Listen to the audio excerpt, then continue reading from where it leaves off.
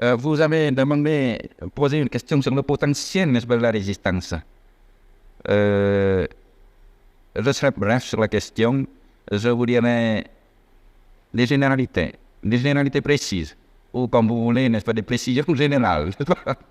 Eh bien, la République démocratique du Vietnam, n'est-ce pas, a même absolument, n'est-ce pas, assurer sa défense, assurer la défense, et d'écraser, n'est-ce pas, n'importe quel agresseur impérialiste. La principale force de notre armée réside dans le moral, dans l'esprit combatif du soldat et dans le soutien illimité de la population. Et puis, dans la technique. Deux facteurs. Le facteur primordial, le facteur moral. Alors nous sommes fiers du moral élevé de notre armée. Maintenant aussi. Mais certains pensent en Occident que vous, personnellement, continuez à inspirer la stratégie du Viet Cong. Est-ce que c'est vrai? Viet Cong, c'est-à-dire La résistance du Sud. La résistance du Sud. La résistance du Sud, n'est-ce pas, c'est la population du Sud, n'est-ce pas, qui mène la résistance, n'est-ce pas. Alors la population du Sud, n'est-ce pas, a l'expérience de 10 années de guerre contre le corps expéditionnaire français, n'est-ce pas. Alors maintenant même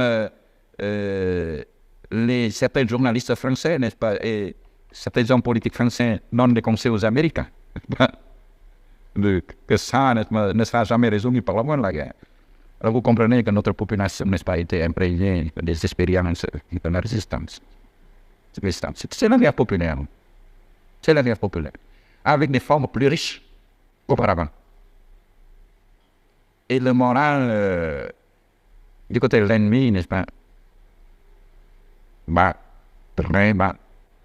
Très bas pourquoi? Parce que la plupart, n'est-ce pas, c'était la grande partie, l'écrasante majorité, n'est-ce pas, à côté, n'est-ce pas, des 20 000 conseillers soldats américains, n'est-ce pas, ce sont des Vietnamiens. Alors, la plupart ne veulent pas se battre. Ne veulent pas se battre. Ça se comprend. Et surtout après les défaites, n'est-ce pas. Mais dans quelle mesure peut-on dire que vous-même, vous continuez d'inspirer cette stratégie brillante, puisqu'elle a des résultats jusqu'ici?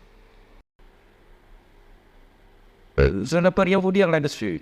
Je peux vous dire seulement que la population du Sud mène la guerre contre les Américains, n'est-ce pas, avec l'expérience de la première guerre de libération que nous appelons, n'est-ce pas, la première guerre sainte de libération. Maintenant, c'est la deuxième guerre sainte de libération.